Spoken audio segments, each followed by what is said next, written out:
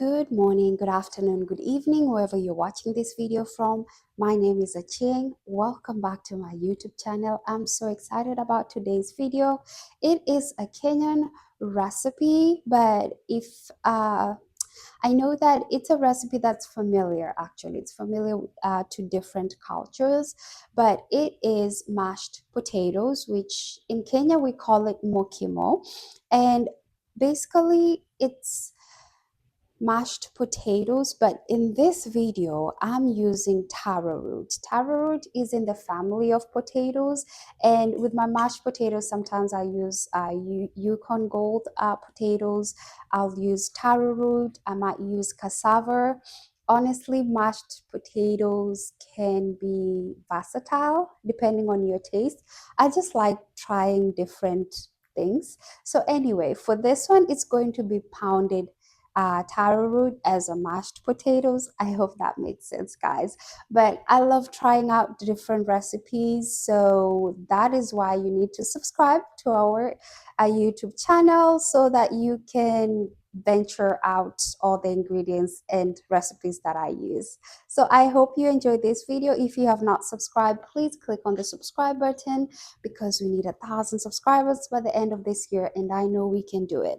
So I've already softened the taro root already, so I'm just going to adjust our camera.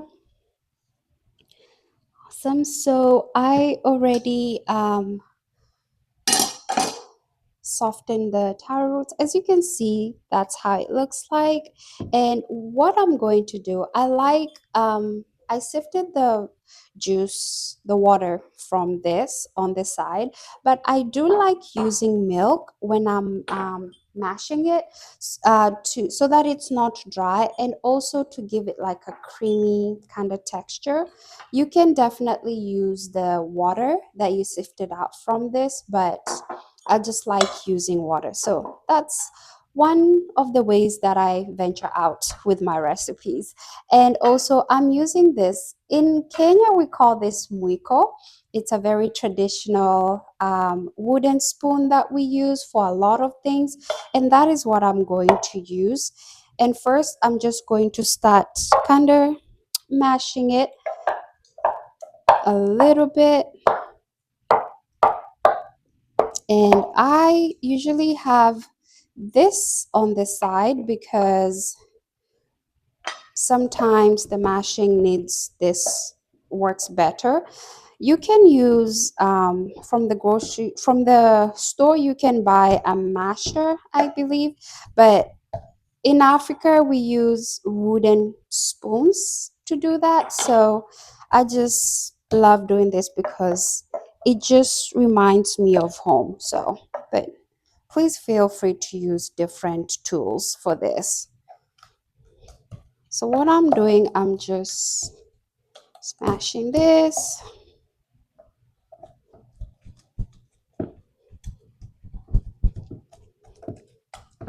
And it's a little bit dry, so I'm just going to use a little bit, I'm going to add a little bit of milk, and it's whole milk.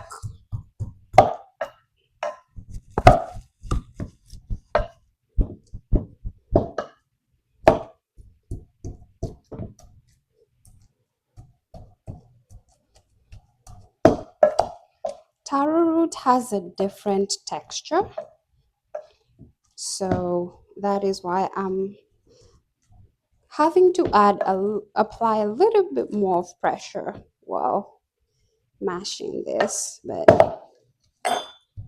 and also that is why I have this wooden pot base, because just to make sure I'm not messing up the countertop.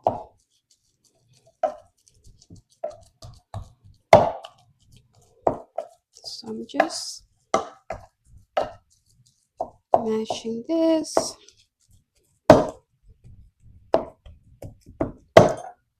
Just going to add a little bit more of milk.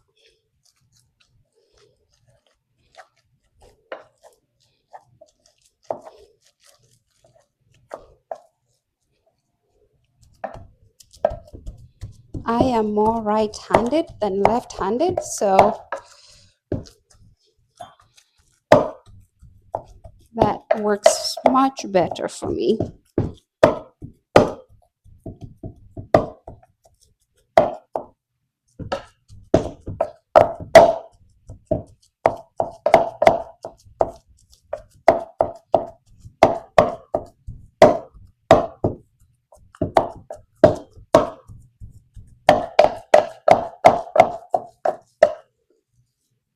Going to kind of push it a little bit. You'll have to use your muscles during this point because it requires some heavy lifting. And it's like you're making pounded yam. It's the same application.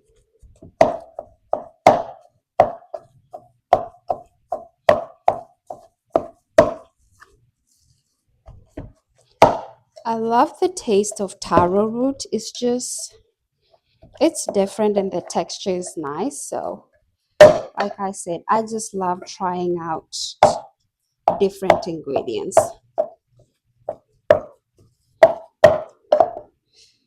Okay, I am happy with the texture now. So, that is actually the hard part. Now we are going to go to the fun part. So as you can see, it looks like a pounded, well, it looks like pounded yam, but it's pounded taro root. So we are going to proceed to the next steps. So we already have the oil heated up, and these are the ingredients that I am going to use. First, I'm going to begin with using celery. I'm going to add some celery.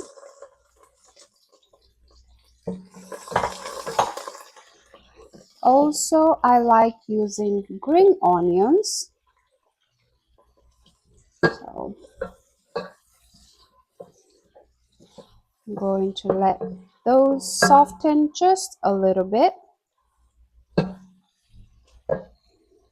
In this recipe, also, one of the ingredients that's very, very important is pumpkin leaves that I've already cut. I've already cut into medium small pieces.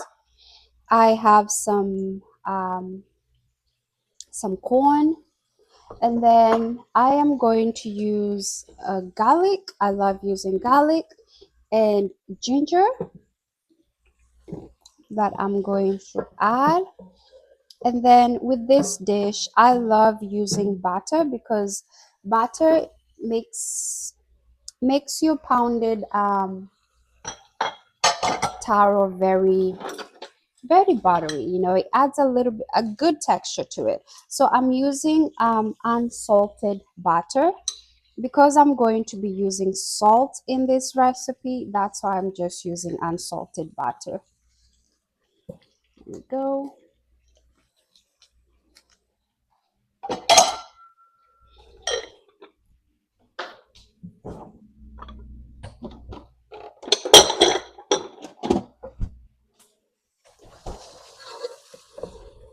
I'm going to let that soften.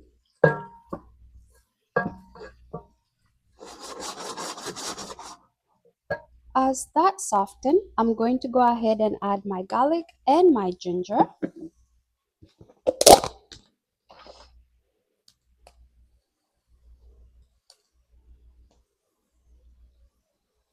So there you go.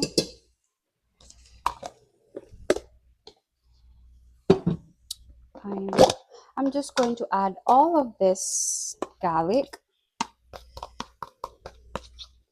Garlic is one of the ingredients that I always prepare in beforehand because I use a lot of garlic. So if you have not watched my video on how I just prepare and package my garlic and freeze it and use it as I go, please go and watch that video. It is very helpful.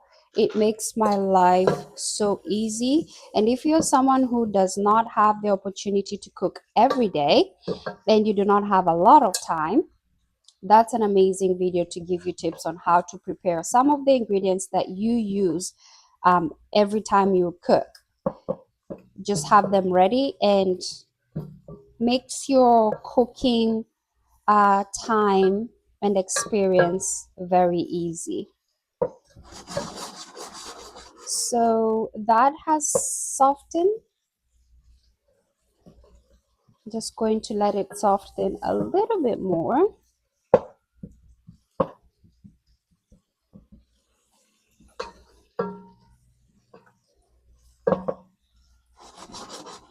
While that softens, I like adding my um, the corn during this time. Can get some of the heat. And also I like adding my spices at this point. So I'm adding some chicken bouillon. I love chicken bouillon. It adds amazing flavor to your food. I'm adding some Creole seasoning. And if you have watched all of my videos, you would notice that there are spices that I use all of the time that I cook with every recipe. It always has the chicken bouillon. I always use the Creole seasoning, slap your mama, I love it. And I always use paprika. Like those are the main ones that I use. And of course, black pepper. The other ones I interchange depending on the food, but I always use those four main ingredients.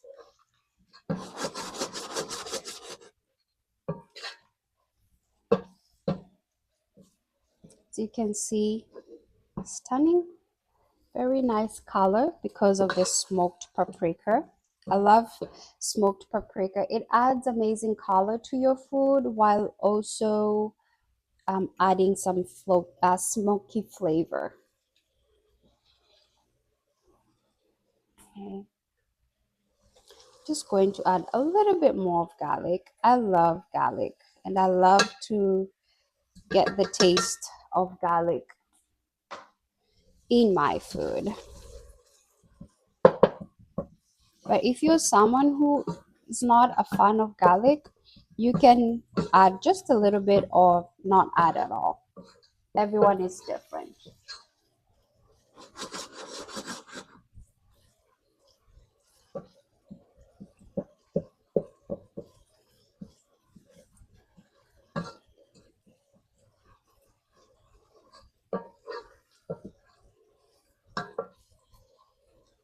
Okay, you can see, looks amazing already. I'm going to add a little bit of black pepper. And then I'm going to add cayenne. Just a little bit, not a lot. And I'm going to add Kenyan spice since we are making a Kenyan inspired dish. So from there, I'm going to hold back on adding spices because I want to add all of the ingredients, and then I'm going to taste and see if we are a good point, and then I'll add more. So our pumpkins are going in now.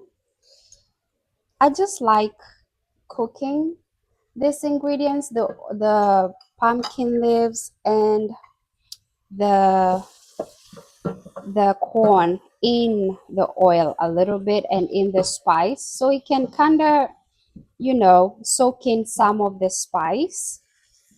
I don't like just adding it like that or after I've added the yams. I just feel like this route kind of adds more flavor to all of your ingredients.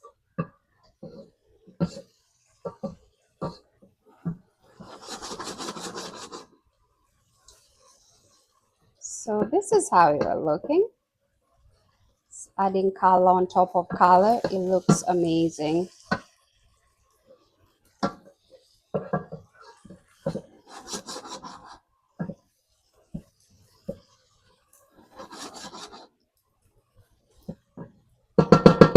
I'm not going to let it cook for too long.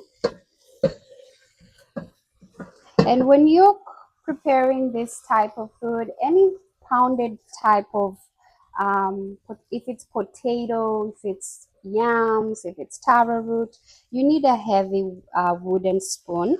It will really come in handy. So I highly recommend having one while you're preparing this type of dish. But if you're from Africa, you already know what I mean. So that is good.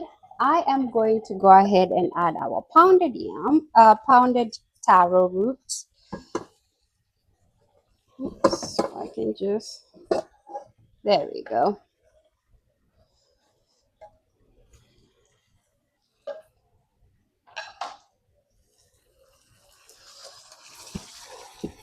And this is where you are going to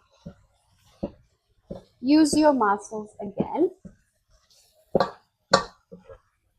And what we really want to make sure we mix all of the ingredients together. And if you can remember, I had some milk on the side that I was using as my liquid agent. I still have some. It comes in handy right now because when you blend or mix, sorry, when you mix all of your ingredients and it's kind of a little bit hard, depending on how smooth you want it, this is the opportunity where saving some of that liquid will come in handy. So I'm going to grab that.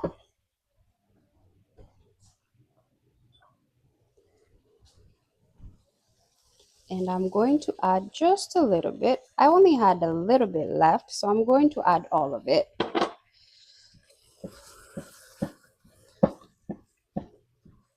And this will really help to kind of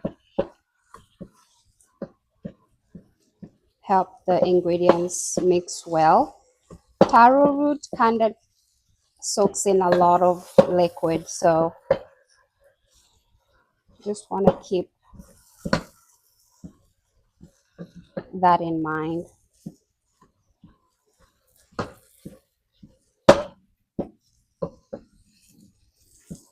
And also you need a pot that has enough room for you to be able to kind of play around. It will definitely come in handy. So you can see this is how it looks.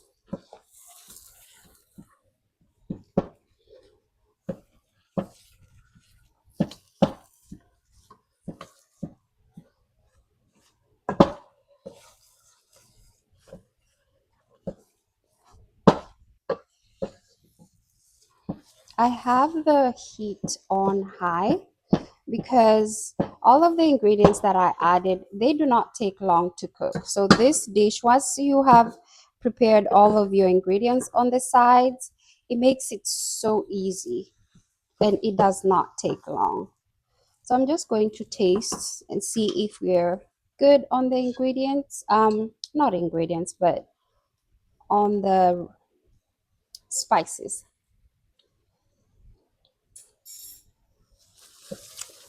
I am happy with what I taste. I do not add too much spice if I'm going to eat this dish with something else because I don't want to be overwhelmed with salt. And if you are someone that you're very careful with the amount of salt that you use, please do so. and add just add as much salt, the amount of salt that you can handle. I guess that's what I'm trying to say.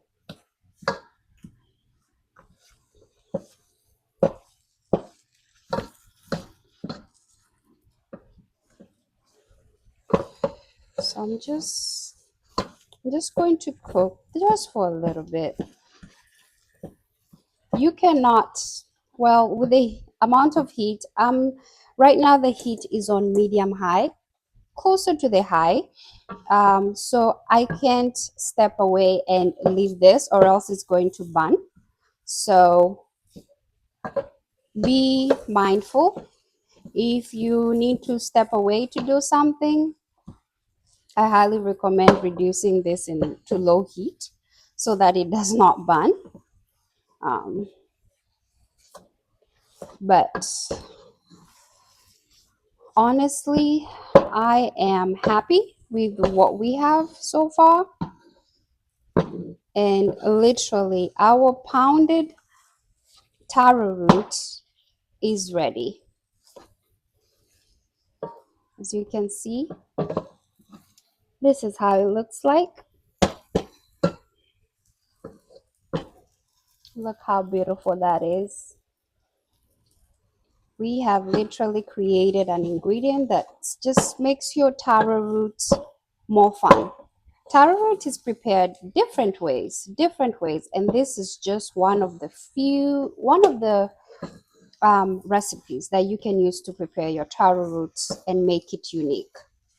You can prepare it plain, you can prepare it whole. It is very versatile, guys, and that's what I love about it. So thank you guys for watching this video. I really appreciate it. Let me know what you think about it. But this is how our taro roots looks like, and all we need to do right now is just serve it, and we are good to go. So thank you guys. Do not forget to subscribe, and I really appreciate you spending time with me.